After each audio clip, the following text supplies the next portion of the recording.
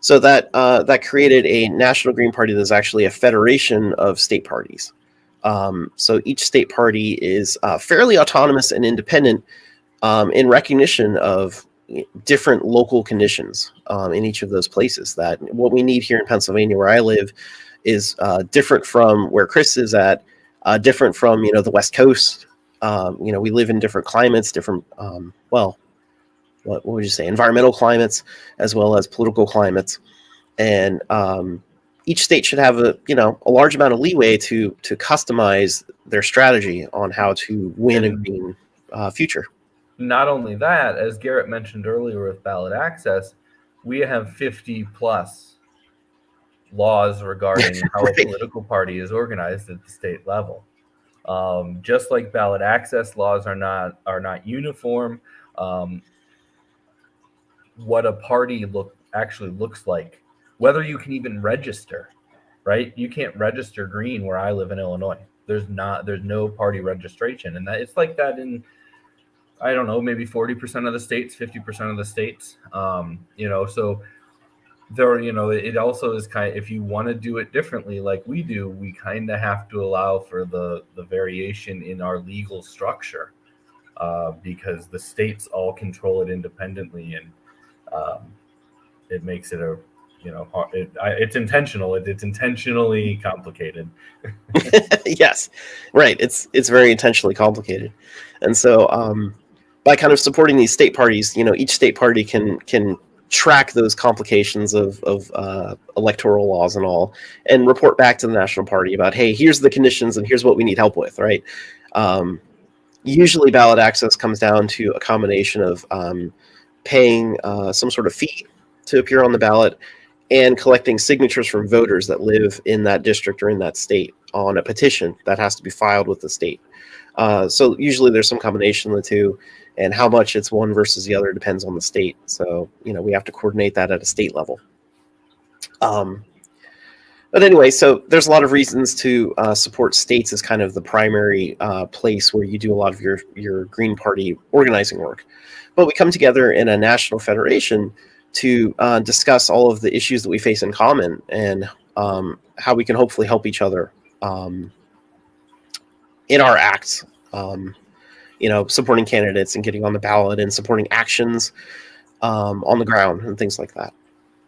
So the national structure is that it works, I guess, kind of like Congress. There's a national committee, which is kind of like Congress, where every state sends a certain number of delegates that they elect to that national committee, and that national committee makes all of the major decisions for the Green Party. So it's very grassroots. It's people who are active in their local and state parties participate in the national committee. It's not donors. It's not billionaires. It's just people that are active in their state parties. So the national committee is where most of the decisions are made. And so that's what we're saying. On the middle of the slide here, there's kind of an arrow, right? Delegates from state parties go toward the national committee. Also in recognition of just, the history of the United States and how there's oppressed communities throughout U.S. history. We also recognize, in addition to state parties, what's known as identity caucuses that make sure that communities that have been historically marginalized, that their voices are heard, that they can really participate, and that we're listening and making sure that their concerns are being taken into account. So right now there are, was it 5 accredited caucuses? There's a National Black Caucus, a Women's Caucus, a Latin Caucus, the Lavender Caucus, which is LGBTQIA, and the Youth Caucus that we had mentioned earlier, which is also known as the Young Eco-Socialists. So our state parties and our caucuses come together, elect delegates, go to the national committee, and they vote on proposals. And so that determines, any sort of party business, putting out statements, setting a national political platform, helping our candidates run for office, including, running a presidential primary when we need to do that. And all the fundraising and media and candidate training and all that goes along with all that stuff of being a national party. So that's all overseen by the National Committee, but a lot of that work is split off into subcommittees. These standing committees that are assigned kind of one part of that. So there is, for example, a media committee. There is a ballot access committee that helps the states coordinate and work on ballot access. There's a coordinated campaign committee that runs a lot of candidate trainings and stuff like that. So these smaller committees, again, states and caucuses can elect people to participate in those committees, so that we're trying to coordinate all of our efforts nationwide. And then finally, the National Committee elects a small steering committee of 9 members. There's 7 co-chairs. I'm one. Yay. There's 7 co-chairs plus the secretary and treasurer. That is the steering committee. And this is very different. Again, in line with our key values, we're trying to invert the usual process rather than a top-down sort of structure that we see where the steering committee tells everyone what to do. It's instead a bottom-up democratic process where the steering committee is more administrative instead of telling people what to do. So it more or less oversees tasks and like oversees staff and things like that. The day-to-day decisions, but the major decisions are made by the National Committee. Yeah, the real the real important thing to come away with, I think, when talking about the party structure and that people kind of have a hard time understanding is that people aren't members of the Green Party of the United States, right? You're a member of your state party. It's caucuses and state parties that make up the membership of the Green Party US. I will also say, because I'm one of them, and I believe Garrett is too, there is a pretty strong movement within the party to change that.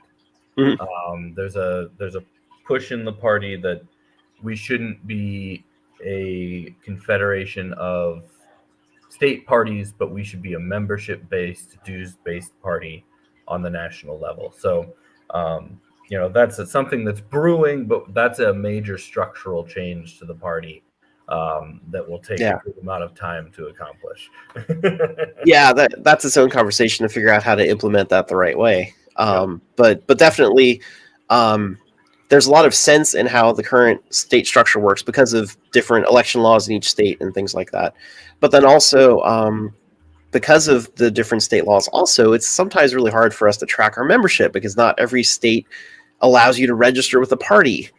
For example, when you register to vote, in some states you can check the box and say I'm a Green. In some states you don't.